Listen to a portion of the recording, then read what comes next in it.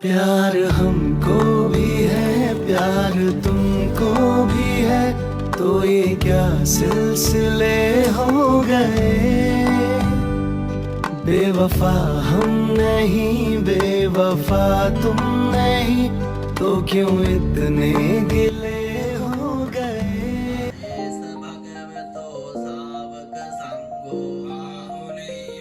Hi කොහොමද ඉතින් ඔයාලට? අද අපි දෙන්නා මේ උදේම යන්නේ හොස්පිටල් එකට. අද හස්බන්ඩ්ට හොස්පිටල් එකේ රිසර්වේෂන් එකක් තියෙනවා. ඉතින් අපි උදේ 9 වෙද්දි හොස්පිටල් එකේ ඉන්න ඕනි.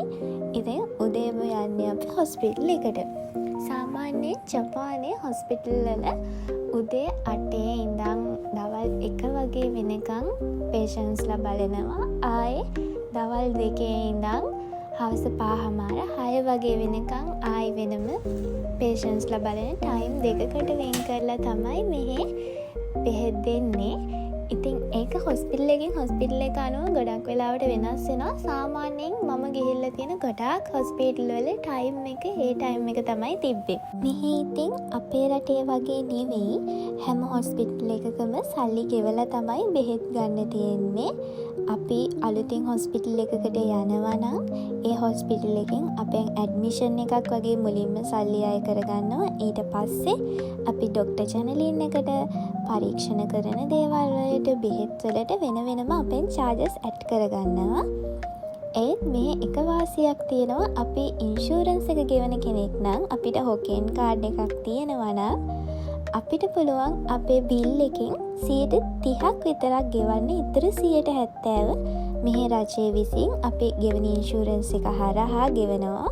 ඉතින් ඒක ගොඩාක් ලොකු වාසියක් මෙහි බෙහෙත් ගන්න යනවා නම්.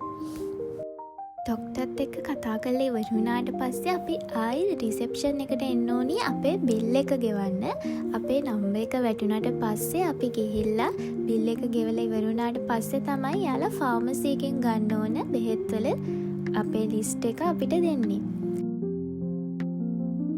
හස්බන්ඩ්ෙන් මාස 2-3 ඉඳන්ම එක දිගටම මේ හොස්පිටල් එකේ ක්ලිනික් වගේ ඇවිල්ලා බෙහෙත් ගන්න හින්දා එයාට මාසෙකට ගෙවන්න තියෙන ගාණ ගොඩක් අඩුයි.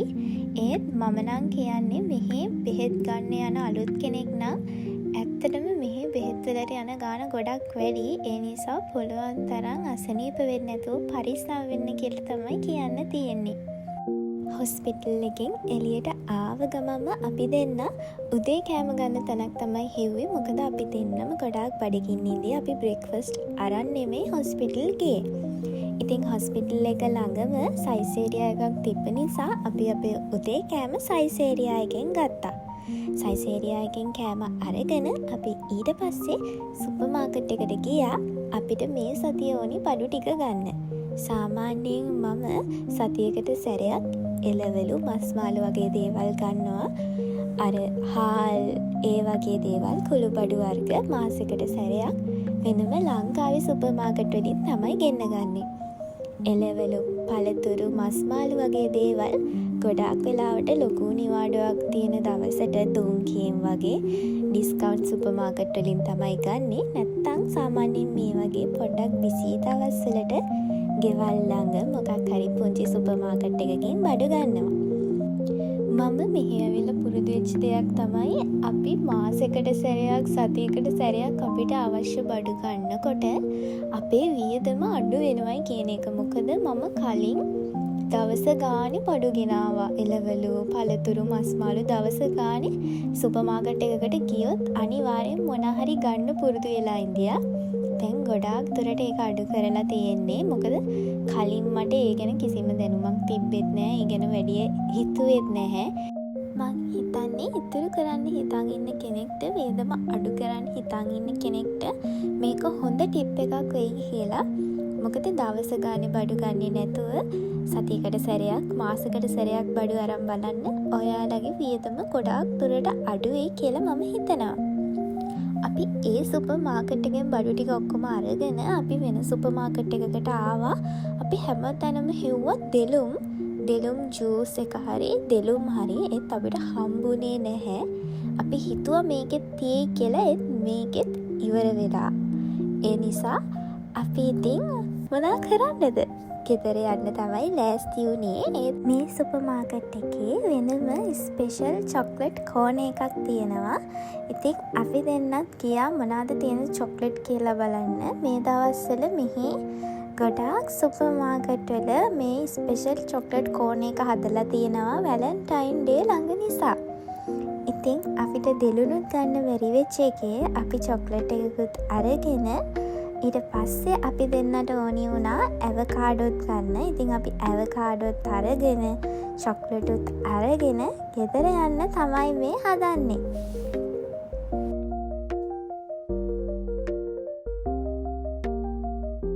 ඔන්න ඉතින් මන් දැන් මේ හදන්නේ ගෙදරට ආව ගමන්ම අපි ගෙනාපු බඩු ටික චුට්ටක් පිළිවෙලට අහුරගන්න. මොකද ඇඟට මහන්සි කියලා වාඩි වෙලා ඉඳියොත් එහෙම ආයෙ මේ වැඩේ කරන්න මට කම්මැලිත් හිතෙනවා. අපි ගෙනාව මස් මාළු වගේ දේවල් බෑග්ස් වල ඒ විදිහටම තිබ්බොත් ඉක්මනට සවුත්තු වෙන්න තියෙන ඉඩකඩත් වැඩි නිසා මේ වෙලාවෙම මේ වැඩේ ඉවර කරොත් එහෙම කම්මැලිකමක් නැති වෙනවා. අපේ වැඩේත් ඉක්මනින්ම ඉවර වෙනවා. අද මම ලන්ච් එකට මොකුත් හදලා ගියෙත් නැහැ. එළියෙන් අපි දෙන්න මොකුත් ගත්තෙත් නැහැ. ඉතින් මම හිතුවා එන ගමන් 7 එකකින් සරදමකි ගත්තනම් හොඳයි කියලා අපේ ලන්ච් එකට. උදේත් එක එක જાති කාපු නිසා අපි දෙන්නට ලොකු බඩගින්නක් තිබ්බේ නැහැ. පුංචි බඩගින්නක් වගේ තමයි තිබ්බේ. ඉතින් අපි දෙන්නාද ලන්ච් එකට සරදමකි ආයෙ අපි එනකොට අරන් ආව අයිස්ක්‍රීමුයි ඇවකාඩෝයි දාපු පුංචි ඩෙසර්ට් එකක් හදාගත්තා. අද ලන්ච් එක අපේ ඒක තමයි. අපිට තාමත් මෙහෙද ටිකක් සීතලයි. එළියේ ඉරේලිය වැටිලා තිබුණට එළියට ගියාම සෙල්සියස් අංශක 8 9 10 වගේ ආගයන් වලදී තමයි තාමත් එළියේ සීතල තියෙන්නේ. රෑ 9 10 11 වගේ වෙද්දී ආයේ සීතල රින ගණන් වලට යනවා.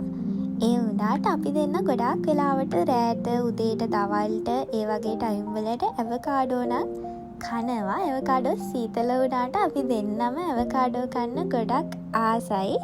හැබැයි අයිස්ක්‍රීම් නම් අපි දෙන්න ගොඩක් වෙලාවට කනවා අඩුයි. මොකද අයිස්ක්‍රීම් කෑවහම ඉක්මනට හෙම්බිරිස්සාව හැදිලා අසනීප වෙන්න තියෙන ඉඩකඩ වැඩි. අපි දෙන්න වැඩට යන නිසායි ආයි නිවාඩුත් ලොකුවට අපිට නැති නිසායි අසනීප වුණොත් එහෙම අමාරුවෙන් හරි වැඩට යන්න වෙන නිසා අපි අයිස්ක්‍රීම් කන එක චුට්ටක් අඩු කරලා තියෙන්නේ. ඒ වුණාට අද පොඩ්ඩක් අයිස්ක්‍රීම් එකක් කන්න ආසාවක් ආවා. ඒ නිසායි අද අයිස්ක්‍රීම් ගෙනාවේ.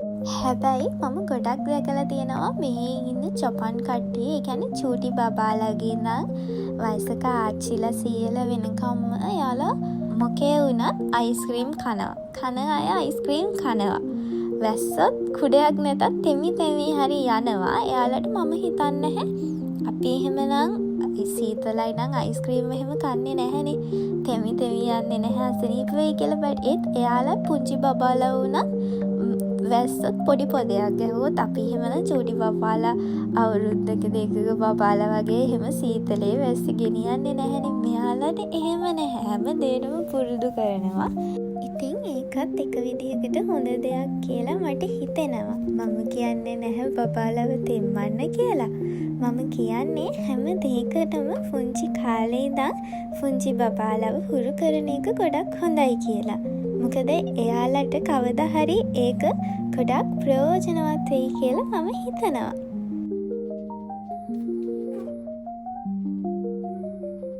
මම ගොඩාක් වෙලාවට විශ්වාස කරන දෙයක් තමයි අපි අපේ ජීවිතේ අමාරුවෙන් හිතලා ගන්න ගොඩාක් ලොකු තීරණ කවදම හරි දවසක අපේ ජීවිතේ ලොකු වෙනසක් කරන්න හේතු වෙනවයි කියන එක.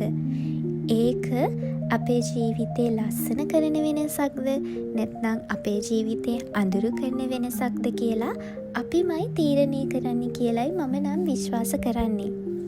ජපානයට ආපු මුල් කාලෙත් අපි දෙන්නට මේ ගෙවන කාර්යබහුල ජීවිතේ ගොඩාක් වෙලාවට එපා වෙලයි තිබුණේ. ස්ටුඩන්ට්ලා විදිහට වැඩ කරද්දී ඒ දැනෙන මහන්සිය, ඒ දැනෙන ස්ට්‍රෙස් එක මුල් කාලේ අපි දෙන්නටත් තිබුණා.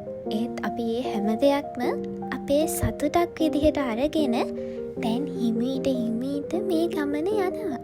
මං කියන්නේ ජපානයට අලුතෙන් ඇවිල්ලා ඉන්න නංගිලා මල්ලිලාටත් ඔයාලගේ ජීවිතේ ස්ට්‍රෙස් එකක් දැනෙන වෙලාවට, මහන්සියක් දැනෙන වෙලාවට ඔයාලගේ අනාගතය ගැන හිතන්න.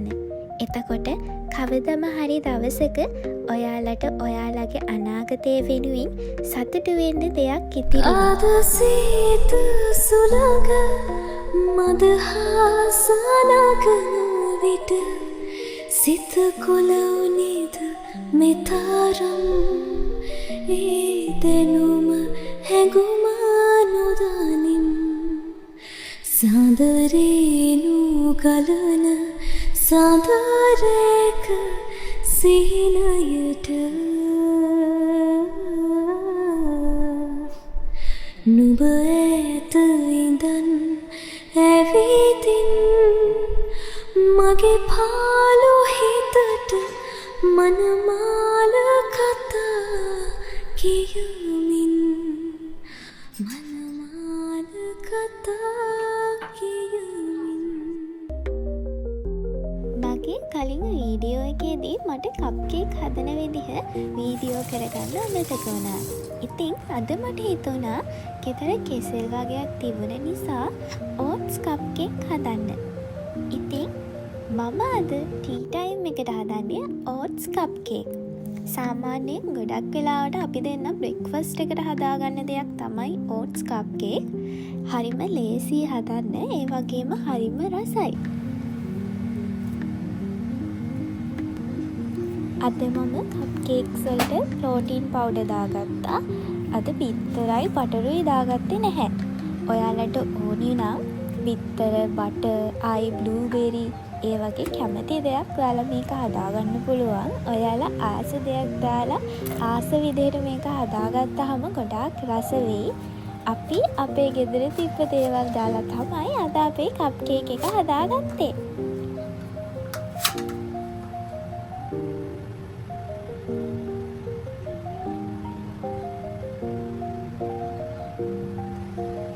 අද ගෙදර චොක්ලට් චිප්ස් තිබ්බ හින්දා මම කප්කේක් එකට උඩින් චොක්ලට් චිප්ස් ටිකකුත් එකතු කරගත්තා.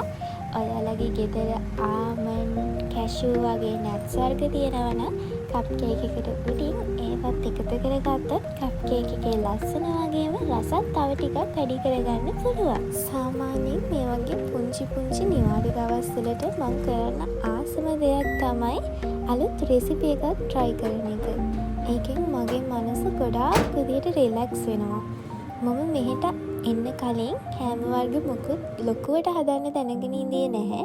මෙහෙ ආවට පස්සෙම කෑම හදලා පුරුදු වෙලා කෑම හදන එක මගේ හොබි එකක් වෙන තරමටම කෑම හදන්න ආසාවක් ඇති වුණා.